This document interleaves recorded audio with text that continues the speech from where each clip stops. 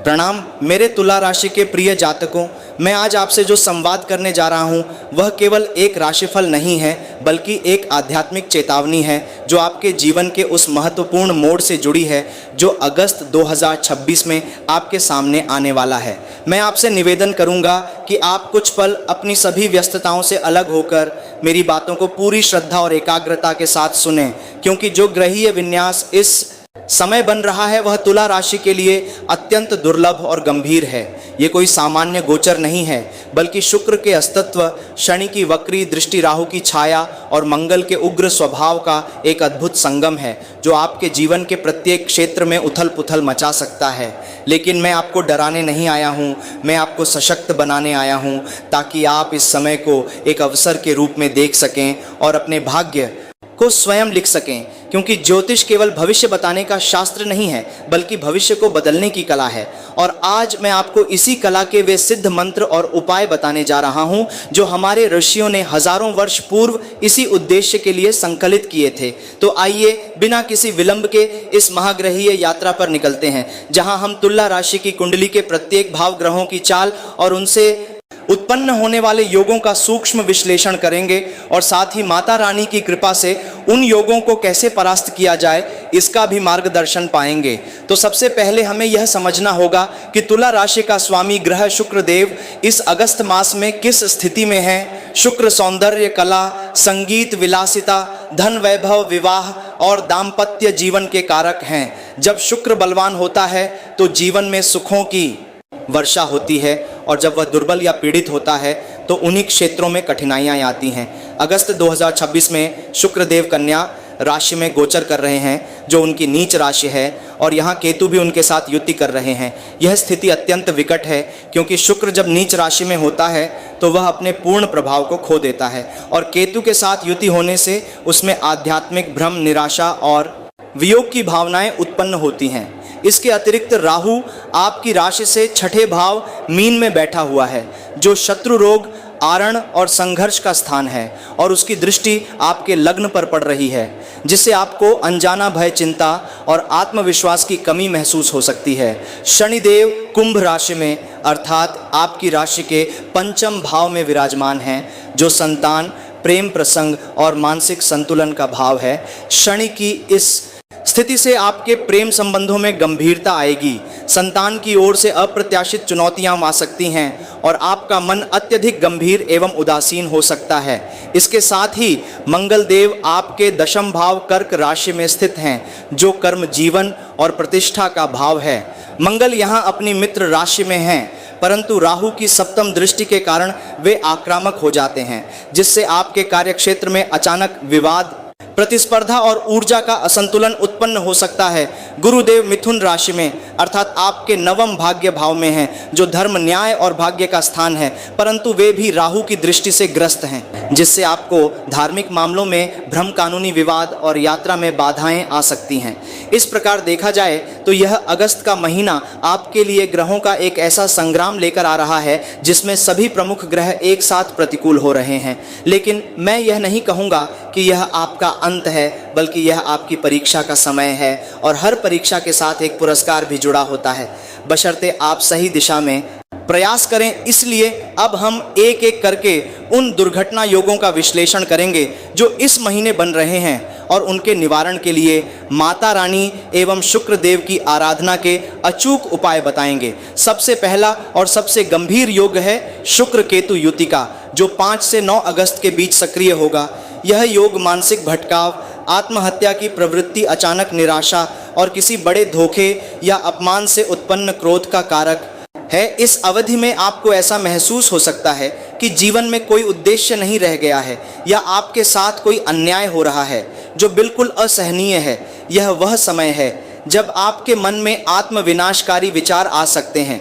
इस योग को कम करने के लिए आपको प्रत्येक शुक्रवार को स्नान करके माता लक्ष्मी के समक्ष 5 सफ़ेद कमल के फूल चढ़ाने हैं, और ओम श्रीं ह्रीं क्लीं महालक्ष्म्यै नमः मंत्र का 108 बार जाप करना है। इसके अतिरिक्त इस अवधि में किसी भी प्रकार का नशा या अत्यधिक दवा का सेवन घातक हो सकता है, इसलिए अपने आहार और दिनचर्या में अत्यधिक सावधानी बरतें और रात्रि में सोते समय अपने तकिए के नीचे तुलसी की 5 पत्तियां और एक सफ़ेद चंदन का टुकड़ा रखें। यह आपके मस्तिष्क की नकारात्मक तरंगों को सकारात्मक ऊर्जा में बदल देगा। दूसरा, महत्वपूर्ण दुर्घटना योग 12 से 15 अगस्त के बीच मंगल और राहु के विरोध से बनेगा।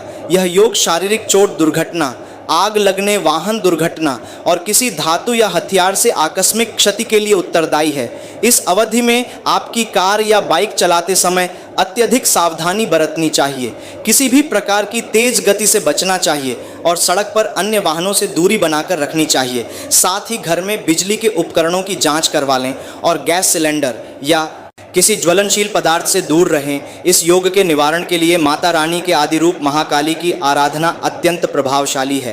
प्रत्येक मंगलवार और शनिवार को हनुमान मंदिर जाकर लाल चंदन और सिंदूर चढ़ाएं और बजरंग बाण का पाठ करें। साथ ही अपने वाहन में एक लाल कपड़े में बंधा हुआ गोमती चक्र और सिंदूर रखें।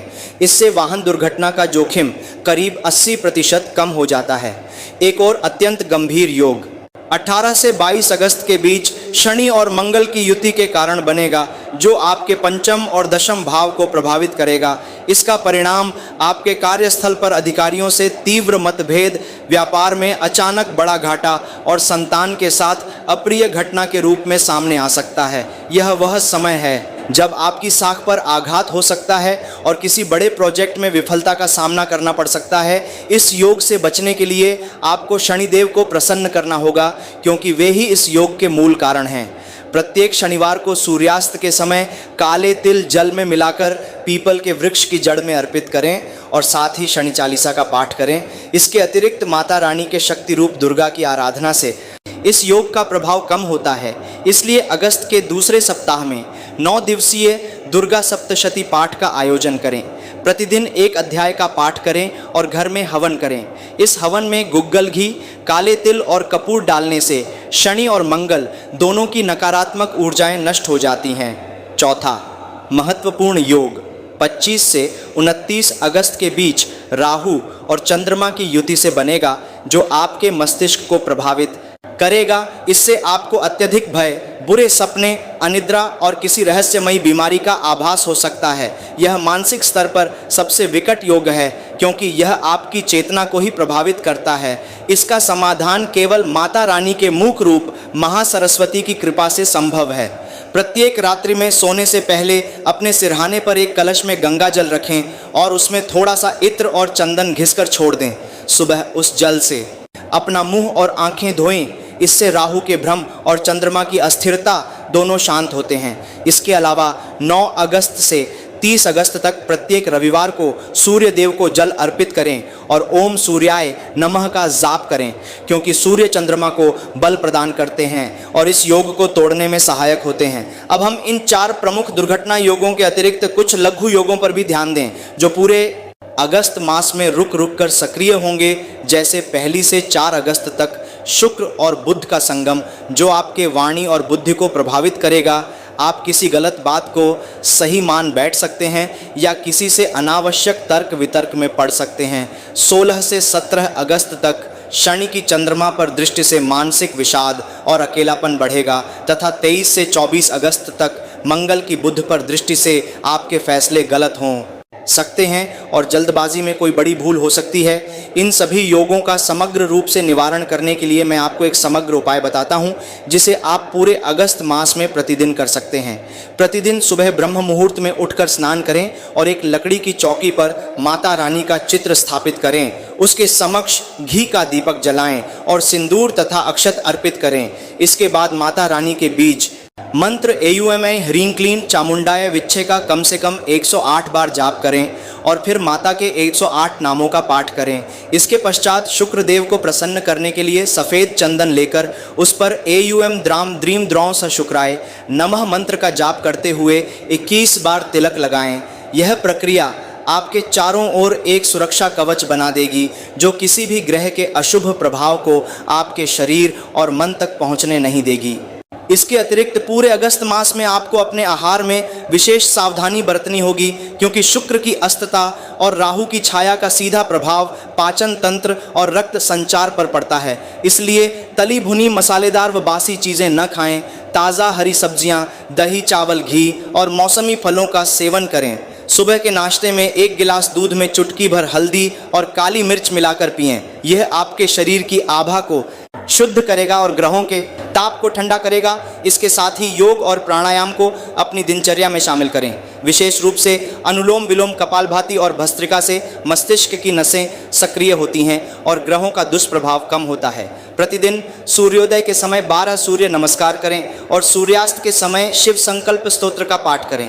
यह सभी ग्रहों को संतुलित करने का एक समग्र अभ्यास है। अब मैं आपको कुछ ऐसे विशेष उपाय बताने जा रहा हूं जो सीधे माता रानी और शुक्र देव को केंद्रित करके बनाए गए हैं और इन्हें ज्योतिषीय तंत्र की परंपरा में अत्यंत सिद्ध माना जाता है।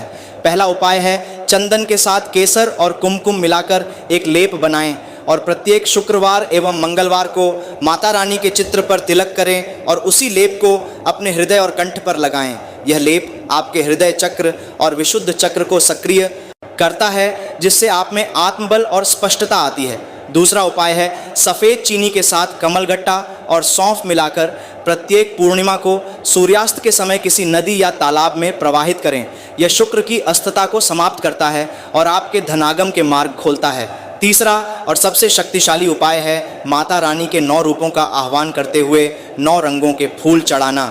यह उपाय 9 अगस्त से 17 अगस्त तक प्रतिदिन किया जाना है। इसमें पहले दिन लाल फूल, दूसरे दिन सफ़ेद, तीसरे दिन पीले, चौथे दिन हरे, 5वें दिन नीले, 6ठे दिन काले, 7वें दिन बैंगनी, 8वें दिन गुलाबी और 9वें दिन भूरे रंग के फूल माता को अर्पित करें। इससे सभी ग्रहों का समुच्चय संतुलित होता है और आपको किसी बड़ी क्षति का सामना नहीं करना पड़ता। इसके अतिरिक्त अगस्त की अमावस्या तिथि पर आपको विशेष रूप से पितरों का तर्पण करना चाहिए, क्योंकि शनि और राहु पितृदोष को बढ़ाते हैं। किसी पवित्र नदी के किनारे जाकर काले तिल जल और पिंडदान करें और गाय को गुड़ और चने की रोटी खिलाएं। यह एक ऐसा कर्म है जो आपके भाग्य को तुरंत बदल सकता है। मैंने अब तक जितने भी उपाय बताए हैं वे सभी आपकी सुरक्षा के लिए हैं, परंतु इसके साथ ही आपको अपने व्यवहारिक जीवन में भी कुछ नियमों का पालन करना होगा। पहला यह कि इस महीने किसी भी प्रकार का बड़ा निवेश या जोखिम भरा सौदा न करें।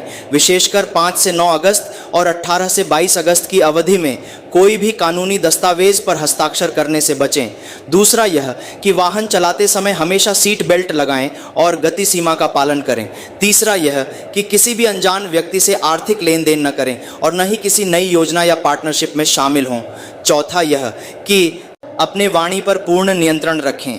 गुस्से में कोई भी ऐसा शब्द न बोलें जिससे आपका कोई निकट संबंधी आपसे हमेशा के लिए दूर हो जाए, क्योंकि शुक्र के कमज़ोर होने पर आपकी वाणी में कटुता आ सकती है जो आपके रिश्तों को तोड़ सकती है। और पांचवा यह है कि प्रतिदिन कम से कम 15 मिनट ध्यान या मौन में बिताएं और अपने इष्ट देव का स्मरण करें। मैं जानता हूं कि यह सब सुनकर आप थोड़े चिंतित हो गए होंगे, लेकिन आपको समझना होगा कि यह समय केवल संकट का नहीं है, बल्कि यह आपके लिए एक आध्यात्मिक उत्थान का अवसर भी है। क्योंकि जब ग्रह आपके विरुद्ध होते हैं तो आप उन्हें अपने पक्ष में करने के लिए जो साधना करते हैं वह आपको सैकड़ों जन्मों की पूंजी से अधिक लाभ पहुंचाती है। इसलिए इन उपायों को विधि विधान और पूर्ण विश्वास के साथ करें। माता रानी साक्षात जगदम्बा हैं जो अपने भक्तों की रक्षा के लिए सिंह पर सवार होकर स्वयं आती हैं, और शुक्रदेव आपको सौंदर्य और समृद्धि प्रदान करने के लिए सदा तत्पर रहते हैं। बस आपको उनके द्वार पर अपनी विनम्रता और श्रद्धा लेकर जाना है। मैं आपको यह भी बताना चाहूँगा कि इस अगस्त में जब भी आप कोई मंत्र जाप करें तो उसे संस्कृत उच्चारण में स्पष्टता के साथ करें, क्योंकि वैदिक मंत्रों की ध्वनि तरंगें सीधे आपके नाड़ी मंडल को प्रभावित करती हैं। उदाहरण के लिए जब आप एयूएम शुक्राय नमः कहते हैं तो एयूएम की गूंज आपके मूलाधार से सहस्रार तक ऊर्जा का प्रवाह करती है और शुक्राय शब्द आपके हृदय चक्र को सक्रिय करता है। इसी प्रकार AUMN ह्रीं क्लीं चामुंडाय विच्छे मंत्र में ऐ सरस्वती का बीज है, ह्रीं महामाया का, क्लीं कामेश्वरी का और चामुंडाय दुर्गा का। इन सब के उच्चारण से आपके शरीर की सूक्ष्म कोशिकाएं कंपित होती हैं और उनमें सकारात्मक आवृत्तियां स्थापित होती हैं। इसीलिए जितना अधिक आप शुद्ध उच्चारण और एकाग्रता के साथ जाप करेंगे, उतना ही त्वरित और गहरा प्रभाव होगा। मैं आपको सुझाव दूंगा कि आप इस महीने कम से कम एक बार किसी प्राचीन शिव मंदिर या माता के सिद्धपीठ स्थल की यात्रा करें। वहाँ पर 108 बेलपत्र चढ़ाएं और 108 बार ओम नमः शिवाय का जाप करें, क्योंकि भगवान शिव समस्त ग्रहों के अधिपति हैं और वे ही शुक्र को बल प्रदान करते हैं तथा माता के साथ मिलकर उनके भक्तों की रक्षा करते हैं। यदि आप ऐसा नहीं कर सकते तो अपने घर पर ही शिवलिंग स्थापित करें और उस पर जल अर्पित करें। साथ ही प्रतिदिन रुद्राक्ष धारण करें। विशेष रूप से 5 मुखी रुद्राक्ष जो मंगल और शुक्र दोनों को संतुलित करता है, इस रुद्राक्ष को गाय के दूध में भिगोकर शनिवार को पहनी और मंगलवार को लाल चंदन लगाकर धारण करें। इससे आपके शरीर पर एक विद्युत चुंबकीय क्षेत्र बन जाता है जो बाहरी नकारात्मक ऊर्जाओं को विकर्षित करता है। अब मैं आपके लिए इस अगस्त मास के प्रत्येक सप्ताह का एक संक्षिप्त राशिफल देता हूं ताकि आप पहले से सतर्क रहे। तो दोस्तों, आज के 10 वीडियो को यहीं समाप्त करते हैं। मिलते हैं अगले वीडियो में। धन्यवाद। राधे राधे।